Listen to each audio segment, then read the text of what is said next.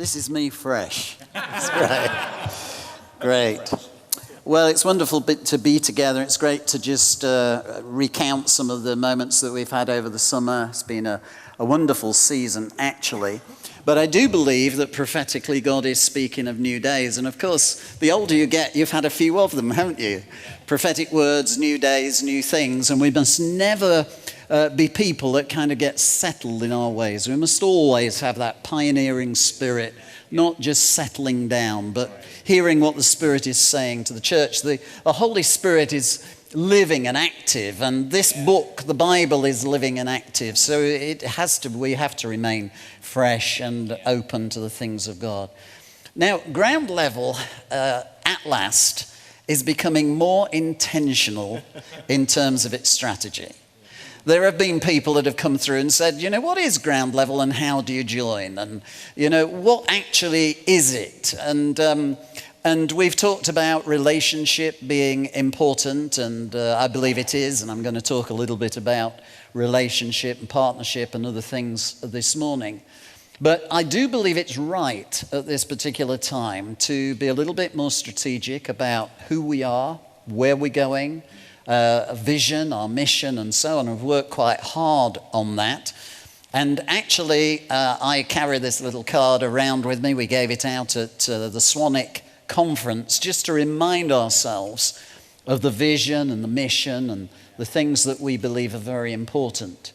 And here in Lincoln, we normally revise this, particularly on a Thursday. In our prayer time, we'll pick on someone and say, what really is the vision of ground level? And between us all, we normally get this card pretty accurate. But I carry it around with me. And we've spent quite a bit of time, particularly in our Retford days with the senior leaders, looking at our vision, our mission, and the 4 strategic objectives. And so if I were to pick on anyone today and say, right, what's the vision of ground level? I wonder if it would come out straight away. Well, our vision is a movement of churches advancing the kingdom everywhere. And connecting with what we've just seen about, the GLX day and the program that we have, we want to see the kingdom of God advance, not just in terms of churches planted, but effectively working into all spheres of society. We've said that for a long time, but I think it's crystallizing now. I think we believe we can do this and see people equipped. Our mission, we achieve our vision by creating healthy churches, developing great leaders, equipping God's people. Again, we've been working on those things for some time, and some of the GHK material, we've now, again, honed that down a little. And we do have a mission. We want to see healthy churches created. We want to see more of them planted.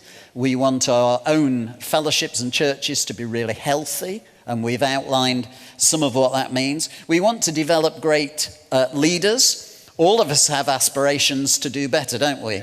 When we've done a church service on a Sunday, sometimes you settle down for a nap in the afternoon, as is our custom, and you kind of mull over where you're at as a leader. And depending what happened in the morning, you make an assessment on that. But the Lord wants us to do well. He wants us to succeed. He wants us to get better at what we do. And we want great leaders. And of course, we want great leaders not just in church life, but in society as well. People that are really modeling great things into our world. And then the 4 strategic objectives, and a new team under the leadership of Paul has been put together to try and push forward in 4 specific areas strategically. You all know what they are. Firstly, reproducing churches. We want to see everything that we're doing reproduced. Something that does frustrate me slightly is you have to measure things, don't you? And you talk about the number of churches that you have, and I'm thinking that should be, as the prophet said, doubled, and we should be seeing more happen. And we know it's not just to, count the number of churches we've got. We're not into empire building. But what we do want to see is every one of us reproducing what we are. So it might be a new service, it might be a new connect group, a home group. It might be just something fresh, something new. It might be a new service. It might be a planted new church, and we want to see all that happen. Yeah. So reproducing churches. And secondly, we've got this little thing, a leadership engine, because we're going somewhere, which means we need more and more leaders at every level, and we want to be producing more and more leaders. We want quality young leaders coming through, getting equipped, learning the scriptures, knowing how to rightly handle the word of truth. We need to be inspiring a new generation to say this is the best thing you can be involved in.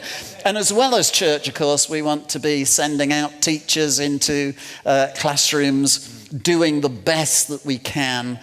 We want in all spheres of society. We want business people, not just to be making money, but to be investing in kingdom principles, doing things well, looking after their employers well, and also giving lots of money for the next one event, which is a prayerful consideration at this particular time. Then thirdly, focus ministry to future generations. Thank God for people like Nathan and others that are pressing through with new initiatives of youth, young people and so on. I was one once, and therefore we need to be investing in the next generation. You're really slapping them on the back, saying, well done, keep going. You can do this. You can go further than we've gone. And in all of our churches, really praying that God will give us great children's workers, great next generation facilitators, people who will do some great things for God. And then fourthly, influence. And we're pushing through with that quite strongly, this GLX program. The promo was great, wasn't it? Wouldn't it be great to have a preaching voice like that guy had, to be able to speak like that? It'd be wonderful. So those are some of the things. But I felt that nobody much yet has talked about the values. And therefore, I just want to touch on two of these. When you go through value documents, we've been doing that for Alive, and you go down this list, we've got loads of things that we feel are values. But it's useful, and it's certainly useful for our network to hone that down and just go for a few that are actually happening. Sometimes when we have values, we go for aspiration, something we'd like to be. So we put generous and then we're stingy. So we ought to leave that off until we are generous, then it becomes a genuine value. Now, generosity should be on there, of course, but there are four things, principal values that we put on this card that I think we are living in. This is reality. The first is relationship. The second is partnership. I do believe, are known for the fact that we want to partner for the cause of the kingdom. We want to be kingdom-minded, kingdom people. Thirdly, resourcing. Today is about that. We want to resource one another, help one another, resourcing, worship across our nation, all of the things that we're doing to resource the church, and again, to move forward into resourcing leaders in all spheres so that they feel a measure of comfort, that they may not be on platforms and microphones, but on a Monday morning before a class, they know they're endorsed by us and that we're blessing them and we're resourcing them. And then, of course, word and spirit. Word and spirit. I do genuinely believe that word and spirit is a value of our network. And in a way, I was very tempted to tackle word and spirit this morning because I just love the thought of that. The two side by side, word and spirit. God said, let there be light. Then there's the moving of the spirit to bring that to pass. I just love the thought that we're word conscious, but it's a living word. This word comes alive when the Holy Spirit touches it. I just love the fact that when you're on the edge of this stuff, anything can happen. In our daily lives, when the Holy Spirit comes and one word that's spoken can change a person's life. The prophetic words today, I'm thinking, get the clubs out, I think it's wonderful when we can hear a word that will change our lives. Let me give you an illustration of that. I've just been to the Holy Land, so you all feel great about that we went to the Holy Land and we're on the Sea of Galilee and it was 44 degrees at the Dead Sea and it was just a wonderful time. But, I often watch for the stuff of life, for the, if you like, the the smile of God on stuff that you've done. And of course, we came straight from the one event, finished on Tuesday. Then we went down to Luton, not a good airport to leave from, I would like to say. But we went to Luton and we were flying on the Friday. So the one event was in my thinking. Anyway, really interesting. I watch for these kind of things. I was taking a group of 12 people. This was a real challenge because most of them had either knee replacements, they had walking problems, back problems. You know it was a major challenge when you know that Irene was helping people in and out of the bus because she was the fit one. I'm thinking, man alive, this is a wonderful challenge. And so we were doing that. And we're staying in some hotels, and on the second to last day before, let me just backtrack slightly. I'm leading this group of 12. Then we find that there's another group in the Garden Tomb area from Britain. And, we wanted to be amicable, say hello, and so said hello, said who's leading your group. And I was introduced to Stuart Bell, who's leading this group. And he said to me, what about this? He said, which one are you? What a strange. I said, I'm Stuart Bell. He said, so am I, but which one are you? I said, I don't understand the question. Anyway, we had a great conversation. But I'm kind of thinking, isn't it interesting that you can go to the Holy Land and meet yourself doing another trip? And I'm watching for things. And on one particular morning, coming down to breakfast, this elderly couple stopped me and say, we think we know you. So I said, oh, is that good? And they said, are you Stuart Bell? I said, which one were you looking for then? No, I said, are you Stuart Bell? And I said, I am. And they said, well, way back, 25 years plus ago, we came to an event that you put on in the Lincolnshire Showground. I said, oh yeah. I said it was called Grapevine. They said, yeah, it was a year when Terry Virgo was speaking, so I knew it was quite a long time ago. And then they said this to me. They said, something happened at that event that changed our lives totally. So I said, well, what happened? And they said, well, there was, Terry was speaking. They couldn't remember exactly what was taking place. But you remember, some of you in those days, we used to have, instead of all the lights and things, we had floral decorations. Can you remember the big vases with it was a ministry. People had a ministry to put flowers in place and so on. And apparently what happened, somebody coming up to the platform, we just had a very small platform in those days, came up to the platform and knocked the vase and knocked 2 flowers out onto the floor. And some prophetic type character, because we had a lot of them in those days, if you remember, a prophetic person, I don't know who, got up and said, I believe that God wants to speak through this today. And I can imagine I'd be up there saying, oh, yeah. And he said this, I believe there are people in here that, like these flowers, have got that you're on your own, you're no longer among the flowers, you've got disillusioned with church, you felt that you no longer want this, you're on your own, and you've come to this event to see whether all this stuff's worth continuing. And he then went on to say, I think there's a couple of you are on the floor and you're in danger of losing your spiritual life, so you need to be put back in the vase and so on. They give that prophecy, you never know, do you? I can imagine they went home and said, was that the Lord, wasn't it? Grappled with it. But I tell you what, this couple said to me, we were the 2 flowers. Wow. We were the ones that were on the ground. We'd given up on church. We'd got disillusioned. We'd got hurt. People said things about us and we'd said this is it. But we came to Grapevine as a kind of a last-ditch attempt. What are we going to do? And God spoke to us. And in the Holy Land this week, they said to me, thank you for putting on that event. That was the place that changed our destiny. It's great. So I love the Word and the Spirit. But this morning I want to talk about 2 of these values, relationship and partnership. relationship and partnership. As I was mulling over this, relationship for me have been the foundation of ministry. And I know we say this over and over again, but think about this. There are so many people in our world that are lonely.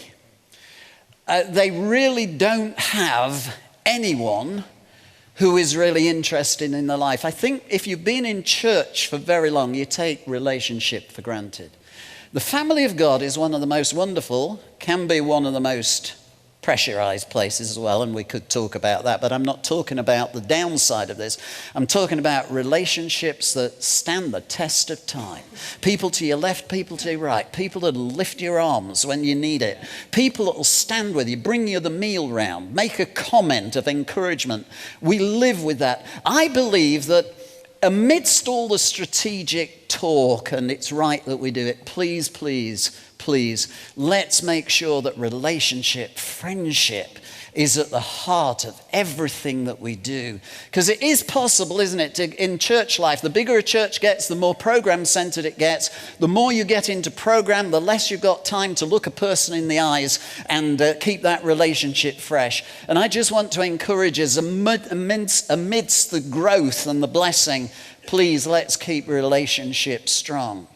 You see, when you look at Jesus and, when you walk by the Sea of Galilee and you get the thought of brothers in unity together and shared lives and talking and walking and sharing life together, sometimes that experience of discipleship is a million miles from how we do it with books and behind tables and from platforms.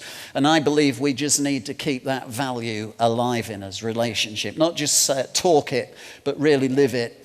Which means that we value very highly relationship. And I can say that all of the stuff we've done through the years has been because of the value of relationship. People that have been alongside. No one person puts stuff like the one event on. I mean, think about it a little. Over 600 volunteers, people that are willing to give their time, give their effort, give their life to make something happen. So I wanted just to reflect on that a bit today and to thank God for relationships, to thank God for you, to thank God for friends, to thank God, for people that have been going for some time, and also to thank God for those that helped us on the journey and perhaps elsewhere now. And sometimes it is encouraging, on your depressing days and you're thinking, where are they now? The programs, where are they now? And you think of friends and people that you invested in and you don't know where they are now. Think of it a little bit more positively as I speak to myself now. Think of it like being on a bus. One or two will be with you for one or two stops and they help you in those days. And some will be alongside you all your life, and thank God for them. But we all have a valued part to play relationally in the journey of God that God has given to us. So high five somebody and say, it's good to know you. It's great to be in relationship. If high-fiving is not your cultural thing, shake politely by the hand. Or if you want to do a charismatic hug, do that and say it's good to be alongside you today. So, relationship. So what is really at the heart of it? What is relationship? Well, relationship is the state of being related. Interdependence. Connection. When you look in the dictionary, you'll find that word connection. Our connections are to do with this. Keeping the relationships strong. Friendship. Being together. Now, I believe that relationship is those things. But I link this morning with partnership because I actually believe that partnership adds purpose and productivity to relationships. In other words, relationships are great, but you're not going to change the world if you're always sat around a table eating and having fellowship. Partnership means that you, in that relationship, join together for purpose. Now, I think those that know me well will, when I use the word partnership, many of you will think outwardly. That we partner with Cinnamon, we partner with CAP, we partner with other churches. I'm in a few unity groupings. Irene and I have the honour of being in a little group that Nicky Gumbel puts together, and most of them are Anglicans, and we're just blessed to be in there. But it's kind of partnering outside of ourselves, and it's something that we love to do, and we're grateful to God for it, and we thank God for it. But for our sake today, I want to limit partnering to within ground level, just for a few moments. Because partnership, if we just invest out all the time and connect outwards, if you're not careful, and I've perhaps been a bit guilty of this, you could give the impression that the bit you belong to is less important than the connecting points, and sometimes if people don't know your heart, they'll say, oh, he's just dropped Nicky Gumbel's name in, and I could talk about the Archbishop of Canterbury as well, but we'll not do that. But I want us to think about the value of partnership within the context of us, if that's okay. That partnership is so important for us in ground level to get the job done. Whatever the job is that God is giving us together. So I say relationship is great for relationship's sake because it's good to have friends. It is good to have meals together. It is good to pause a while and thank God for family. But partnership adds value and it adds purpose and it makes us productive. Those relationships are taking us somewhere and we are impacting the world through them. So let's think for a minute or two about partnership, and I want it to be thought of a little bit more, not with partnerships across the earth. We have wonderful partnerships into America. We have wonderful partnerships into South Africa. We've talked about those. We have a national partnership with Partners for Influence where we're gathering 50 plus large churches from the nation in learning communities and so on.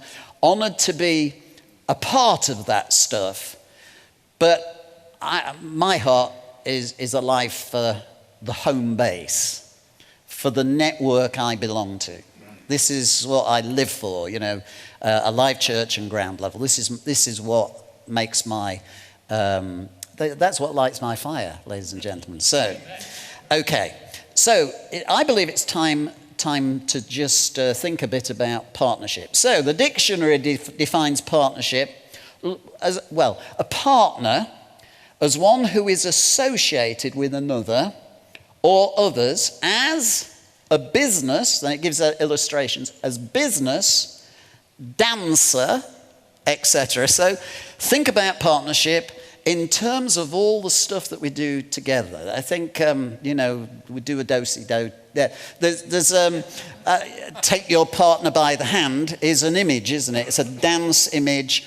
Partnering in business is another image. But partnership for purpose, I think, to encourage us to be together, to see something accomplished. Partnership, and we love this little phrase, partnership without ownership. We don't own one another's lives. We invite one another into one another's lives. And when we work outwardly, we want it always to be partnership without ownership, which is never easy when there are ulterior motives out there that we all know because they're inside our own hearts as well. Control personality issues. But actually, partnership is joint interest or ownership. It's ownership. It's taking ownership of that which God gives us. And I think in partnership there should be three things that are essential. The first is clarity of focus. And I believe that clarity of focus should always be Jesus-centered. Yeah. So when we're talking about partnership, our focus is for Jesus' sake and for his glory. I think if we keep everything Jesus central, our preaching should be Jesus centered. Biblical teaching should be Jesus centered. So when we're talking about partnership, let's get the focus. It really is Jesus centered. The second thing I think that's necessary with partnership is trust for one another. Trust for one another. Now, I think trust is the hardest building brick. Ultimately, if you lose trust, it takes a long time to rebuild. But trust is ever so important, to know that we are safe and secure in one another's presence, to trust motive, to trust that people are hearing what you're saying. To trust, I think, is very important in partnering. Because if you are alongside a person but you're not totally trusting motive, that's a very difficult thing. So, clarity, focus, Jesus-centered, trust for one another.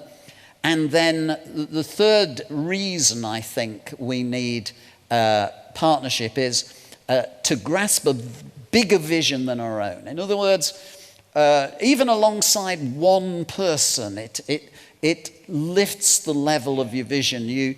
You're brought into a bigger world than just your own. So partnership, whether it's in our connection areas, there's a great value in having a group of leaders, some new to it, some seasoned leaders. But when you're there, the bigger picture emerges. All of us, I think, should be living in worlds bigger than our own creating. We should be embracing something from the wider group. So we know, you know that we develop partnerships at all levels. Local church level, I think it's essential across cities, isn't it, to develop great relationships. Thank God for the season that we're in. I mean, I've been in ministry sort of settings for prayer, all of my ministry. But I would have to say in Lincoln, and I think one or two of you guys here would say this, the atmosphere now of togetherness and wanting one another's blessing is so different from years ago. And I thank God for it. So we want to partner, beyond ourselves. We all know that, into our cities, into our regions. We want to do that. But we also, I think, want to make sure we're partnering viably within our structures as well.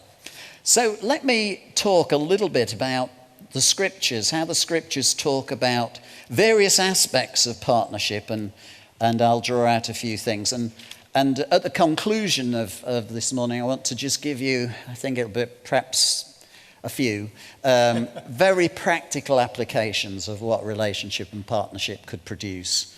But let's go to the scriptures for a minute or two, and I want to look at 3 or 4 areas of partnership. The first is found in Philippians, which is Paul with the Philippian church.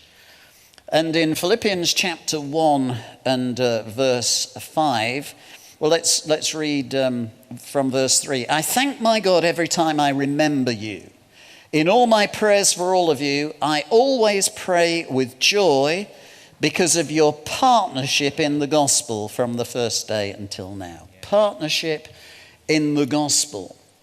So I believe that this partnership that Paul had with the Philippians was a partnership in the gospel. Now, we could talk about this. We could sit around tables and say, what does that really mean? But the heart of it was the good news message.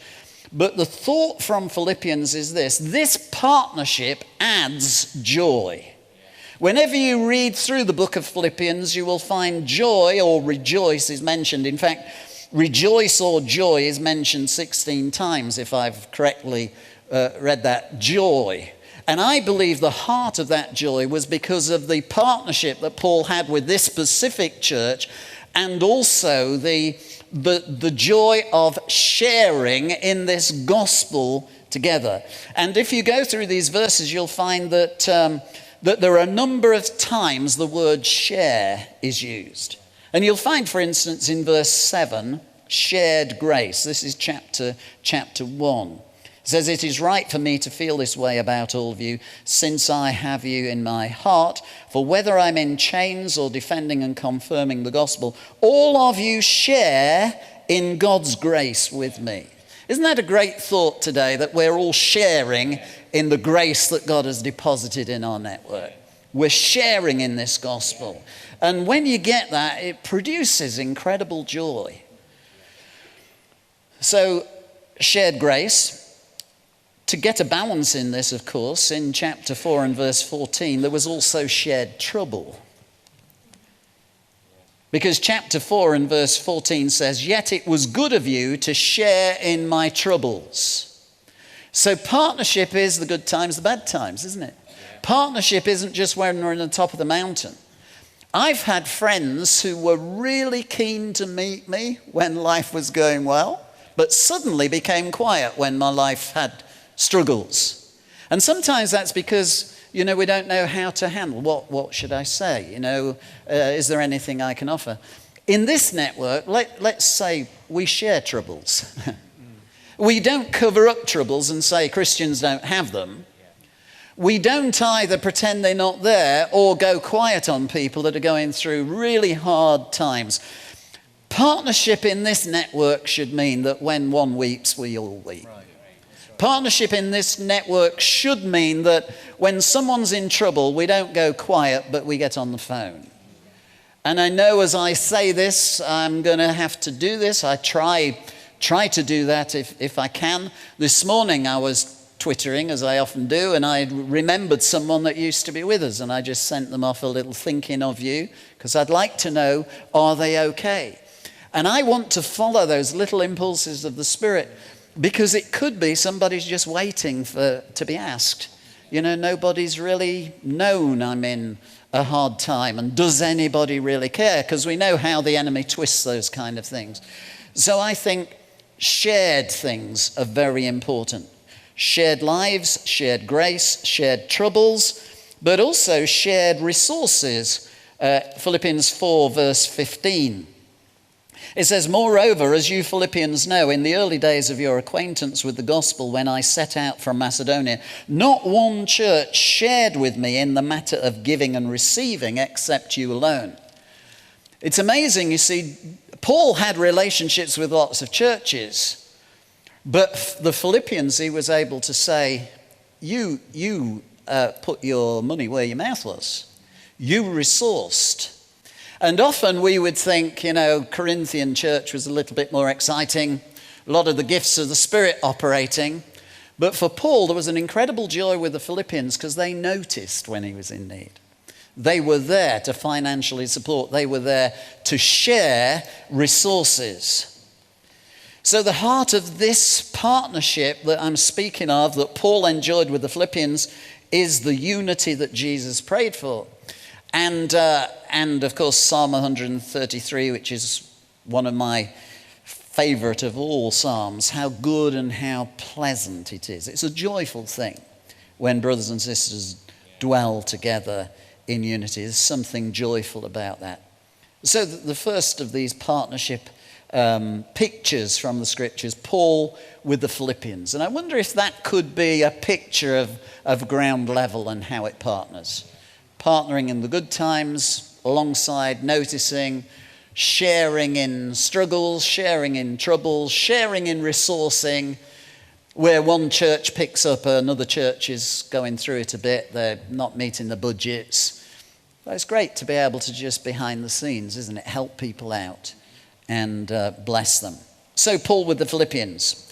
Let's move back into the Old Testament. And I want to take you to Ecclesiastes chapter 4. Verse 9 and onwards. Familiar words, and sometimes we use these in marriage ceremonies and so on, because the concept of partnership is best seen in many ways in marriage, high wonderful relationship there. But Ecclesiastes 4 verse 9 says this: "Two are better than one, because they have a good return for their work.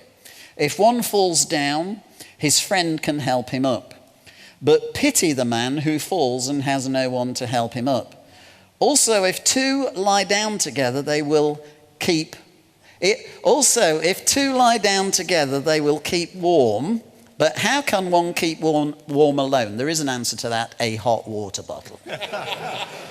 But I had to put that verse in because it's in the scriptures there, and I know you're all thinking thoughts there. So then verse 12 says, "Though one may be overpowered, two can defend themselves. A cord of three strands is not quickly broken." So this concept of partnership, and Paul with the Philippians, that partnership produces joy. This partnership that's spoken of here, which is a very strong commitment together, this partnership adds strength, and in a number of areas. Firstly, in verse 9, productivity. Two are better than one because they have a good return for their work. In other words, there's productivity in partnership. We can achieve more together. There's fruitfulness that comes. So productivity. In verse 10, security. If one falls down, his friend can help him up. If you don't have a friend when you fall down, you stay down. And God wants us to be people that recognize we can lift people up. Though one may be overpowered, two can defend themselves. Something good, isn't there, when you have somebody big alongside? I took my brother-in-law with me on a missions trip to Malaysia. It's quite useful when he's 6'9". You kind of feel as though I've come to be a missionary. It's really good to feel stronger on your own. I don't know if it's my age, but I don't like going places to preach on my own any longer. I just don't like it. I just like a bit of company. I'd like somebody, to be alongside nattering when you're in the car. I used to travel, lots of places on my own, go there, turn up, preach. In those days, I used to even carry my own stand because sometimes there wasn't a decent pulpit or anything. I used to carry my own in and say, I'll use mine, thank you. Interesting days, but I'd rather go with someone else. So James here, I go to one or two places in rural Lincolnshire, and James has often driven me. And the beauty of that is you can compare notes, can't you? And sometimes you can be a little naughty, if certain things in the service were a little bit strange. As in one particular place, I remember we're sat on the front row and there's this musical item about 6 inches in front of us where they're really singing to us. I mean, it's quite amusing. So anyway, we'll move on from there. But security, 2 is better than 1. Better to have a driver than go on your own. Jesus sent them out in 2s, which is the scriptural warrant for that, and I think it's a good thing to do. If anybody will come and listen to your messages, because that's when you find the excuses. Does anybody want to accompany me? And they all begin to make, I've married a wife, I can't come. So it's all that. Okay. Productivity, security, if you're making notes, they all fit. Tenacity. Threefold cord is not easily broken. There's something strong in it. There's something about the relationships and partnerships that we're talking. So Paul with the Philippians, this partnership adds joy. In Ecclesiastes 4, this partnership adds strength. And then I want you to look at 2 other scriptures, and they both speak of partnership that adds value. Value to your life, value to what you're doing.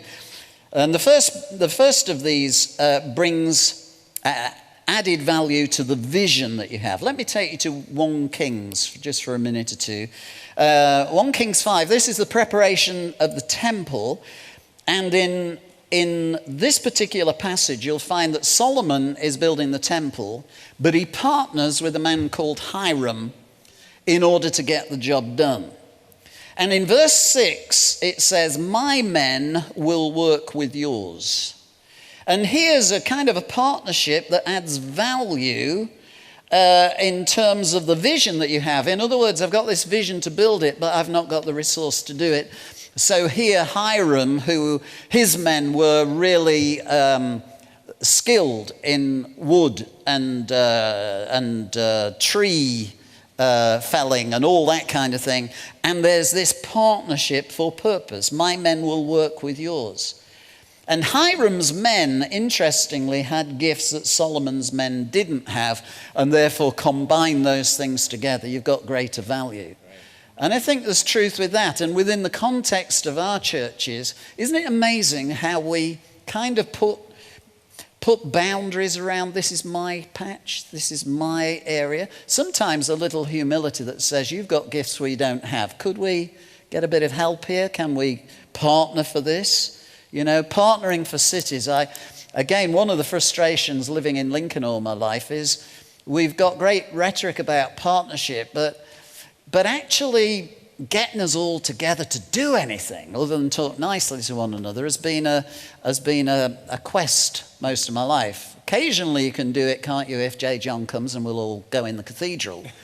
But actually getting a job, reaching a city, you can't reach a city with one group. You've got to combine forces, got to say, you've got what we've not got, and let's, all the glory's got to go to Jesus, not to, who's the best and the brightest church in the city. So, added value.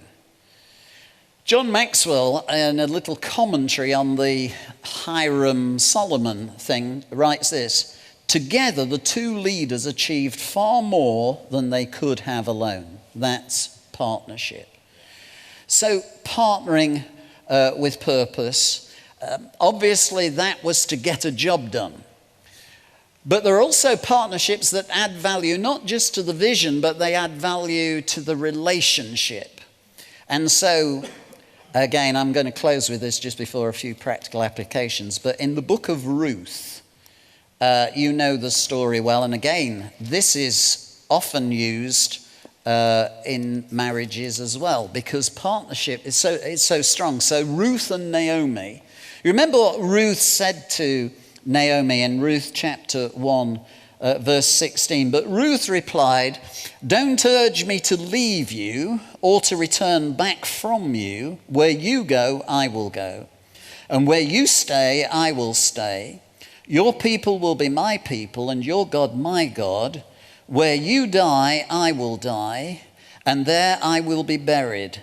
May the Lord deal with me, be it ever so severely, if anything but death separates you and me." Isn't that an incredible level of partnership commitment between generations? Wouldn't it be great if in our churches there are people that are saying, "Oh, we're with you, and where you go, we'll go. We're with you to the end."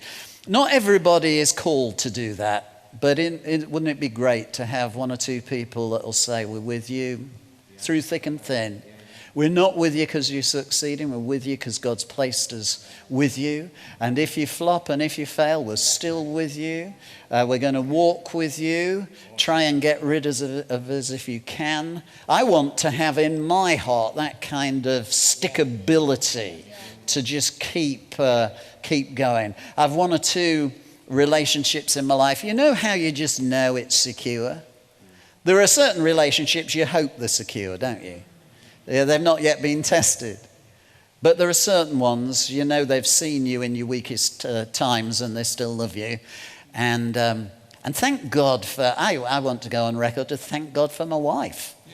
Because, you can, and others are thanking God for their wives and husbands at this time. Because I don't know, I'd be a bag of all kinds of things if it wasn't for Irene, because she straightens my path. She's not always right on that. She's doing so well, wasn't he? No, we've got to be real on this. Sometimes.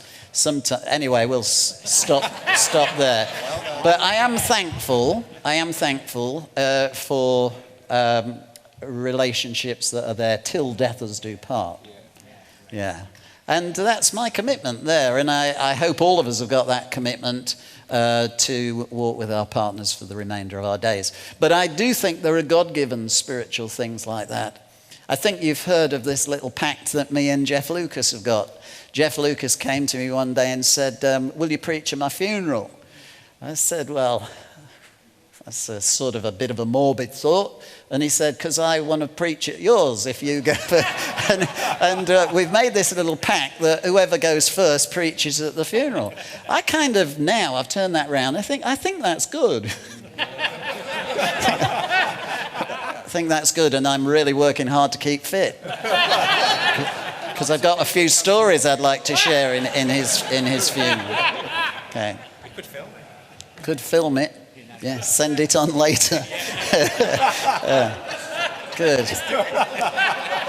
But I thought that was kind of. I think that's a kind of a nice thought, because I'm assuming he'll like me still then, and still support me. There's something nice about that in ministry.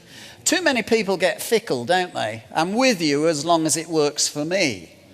I think we should be with one another, support one another, affirm one another in a real world. And, let's have a good fight and punch up as well. Incidentally, there was a little bit of a punch up on Golgotha while we were there, which highlighted the pressure of the moment.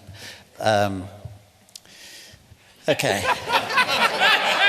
Well, I want to tell you the story, but there was a priest defending this little area, and an American tourist obviously crossed a line, and the priest shoved him like this. Not, would you move, please? Shoved him. And let's just say the American tourist was not happy and verbalized it quite intensely with words I've never heard before. Okay. All right. Now, that's me nearly done, and I'm in a mood where this could go wrong if I'm not careful. So we'll just... Have you got the partnership thing? Producing joy, producing strength, producing value. So let me now give you practical application for relationships and partnership within the ground level network of churches. I've got 10 of them. I'm going to be quick. These are practical things. So the first thing is, let's partner in the gospel. Now, you've got to work what that means out, but for the gospel's sake, for the good news' sake, let's partner for the gospel. Secondly, supporting and resourcing one another in times of need. Let's get it into the fabric of how we operate, that we're watching, we're listening, we're taking note. When you say, how are you, and somebody doesn't say the expected thing like fine, don't get irritated when they say, I'm having a horrible time. Get involved. Because we're all busy, I know, and we want to be positive and all that. Thirdly, priority given at leadership level to being part of a connection area. If you're not in a connection as a leader, can I really encourage you to connect in? All of those connections are productive. They will add value to your life. You're able to connect a little bit more, peer level, heart level in connection areas. All of the connection leaders are good people, giving voluntarily to help. And I think it's wonderful when, there are people committed to make this happen with no pay, lots of cost, and they make it happen on a regular basis. How many connection leaders do we have in the house today? I see a hand at the back, Steve, too. Dave, great. Where are our connection leaders? On behalf of Humphrey Wash, Yeah. And Nigel. Nigel, okay. Well, there's one or two of them here. So, connect into connections when the connection leaders are here. So, anyway. No, they'll have good reasons. Believe in all of them. So, priority given to being part of a connection. Fourthly, remembering one another often in prayer. Often. You remember when Paul to the Philippians, and he always opens, and he was a busy man, I daily remember you in my prayers. I always remember you in my prayers. I'm always giving thanksgiving in my prayers. If we get into that habit, I don't know if you've seen Justin Welby is being asked lots of questions about prayer lately in social media, and he's giving minute answers. Some of those are great. Like, how long do you spend in prayer? And, you say, well, a couple of hours as a minimum. And you're thinking, this is a busy man. And I think it's a real challenge. It's not in the length of time, we know that. But I think we can't say we're too busy to pray for one another. So I think, if you're like me, use lists. Because if you forget names... It's hard praying. He's saying, Lord, bless, that guy from, what's his name, Lord? So get lists. Those in Lincoln know that I'm just hopeless with, it's the one thing that I can't get at the moment is names. Anyway, Irene says I'm all right, and I shouldn't worry that I'm in any aging process or anything like that. Anyway. So remembering one another often in prayer. Number 5, embracing the vision of ground level. Really embracing it. You see, partnership is co-ownership. Right. Embracing it. So what is the vision of ground level? A movement of churches advancing the kingdom everywhere. You can get up in the morning and say, I'm part of a network that's doing this. So embrace it, carry it, be a part of it.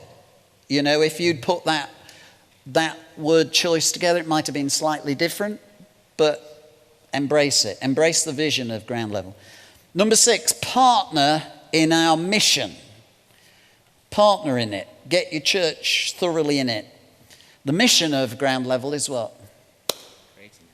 Creating healthy churches. He's good. Developing great leaders.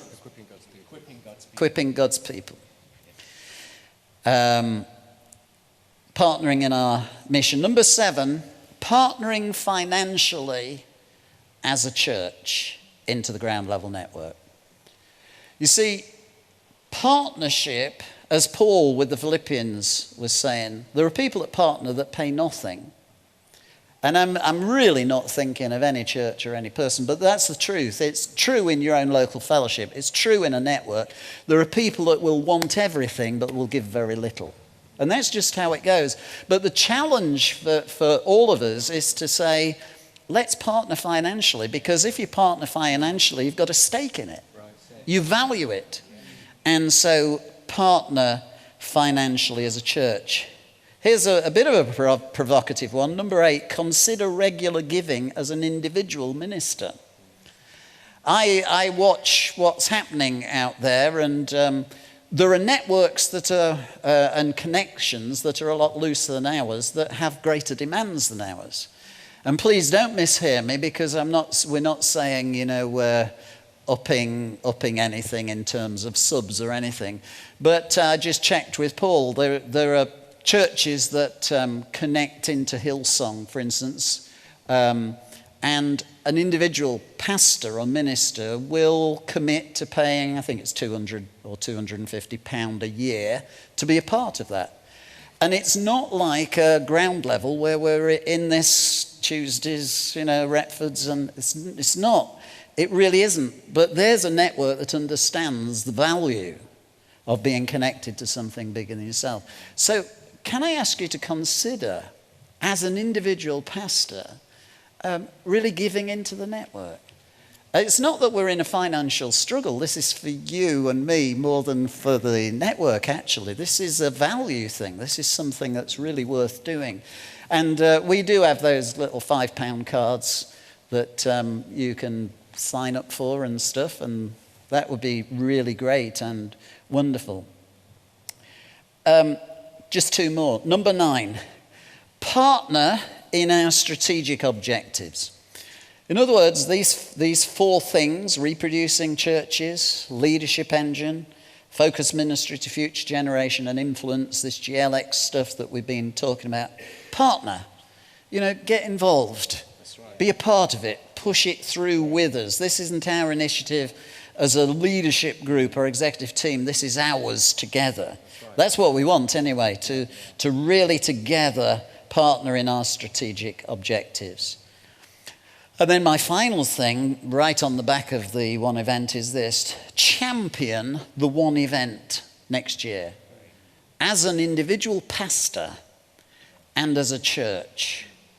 1 or 2 people have talked to me about this. You know, the partnering beyond stuff. Some people in our network have thought, well, you're partnering outside, but you're not contributing enough into the heart of the network that you belong to. That was never the heart, and if we got some of that wrong, big apologies for that, because it's never the heart. The heart of it is partnering for this event. This is our event shop window. This is your event. Yeah. And the reason I'm just asking for you to champion it is every event in the UK is under threat, really. Now, next year is a biggie. It's going to be a unity year, and there are over 20 events that are committing to stand with one another. But one event that, and I'm not going into detail, but one event that signed up to that last year have had to say we can't operate next year because we just can't afford it. Now, when people see crowds, they think somebody's making some money. Can I just go on record to say the one event it's very, very hard to meet our budgets at the moment. There was a season where we were able to give lots and lots away, but for many reasons, some of the restrictions that are put on us from health and safety and other things, and just the cost of tents and PA, and some of you, I think, would be staggered at the amount of money it costs just to put it on. And therefore, I just want to say, I really think the one event wouldn't be a pressure to us if we all carry it as, all of our churches carry it well. Again, we can't prescribe because there are lots of alternatives out there now. When we started Grapevine the first time, I think there were only 3 others. There was Keswick, which has been going on since the day of our Lord. There's Keswick. There was Spring Harvest, of course, and there was Thingy. Sounds like. No, not Dales. We were pre-Dales. No, we were pre-Stoneleigh, Irene. Help me. Same weekend as ours. Sounds like. Greenbelt. Well done, Molly. Greenbelt. They were the only ones on. Today, many of our kids from our network are going to Soul Survivor. Many of our kids are going to other things. Many of our families are going to Momentum. Many of our families are going to all the possibilities. Lots of our people are going to Greenbelt. I love them all, but for us to get our job done and really make a statement, because we do have a different flavour, we have our own flavour, I just want to say, let's make it really happen. And the way it happens, right, every church get a champion that believes in it, but you be the champion as well. It's amazing when a senior pastoral leader says, this is what we're doing, all on board. To youth leaders, come on guys, Soul Survivor's great, but we're needing you to make our thing happen. We're not in competition, please don't mishear me, but let's make it work. So let's partner next year into the one event, and you see, if all this GLX kicks in, I'll tell you what, if we had some sponsors that will put a few £1,000 into one event, we wouldn't have to even talk this way. And there are certain events that are getting thousands from sponsorship. And if we can connect the dots and get our business people on board, and so that it's not always going to the flock and people thinking we're fleecing the flock again. Okay. So I hope you've got my heart on that. Not empire building, not saying we want the biggest and best, but saying God's given us this mandate. It's been for 34 years. There isn't a year that passes where we ask the question, is this the last, Lord? And sometimes you're right on the brink of that being pushed on you, as one event had this year. And there's a pressure in that at leadership level. So let's partner. And partnering at all these levels will bring joy, great joy. It will bring strength, and it will add value to everything you are and everything you're doing and everything the network does. Yea, verily? Amen. Amen. Thank you.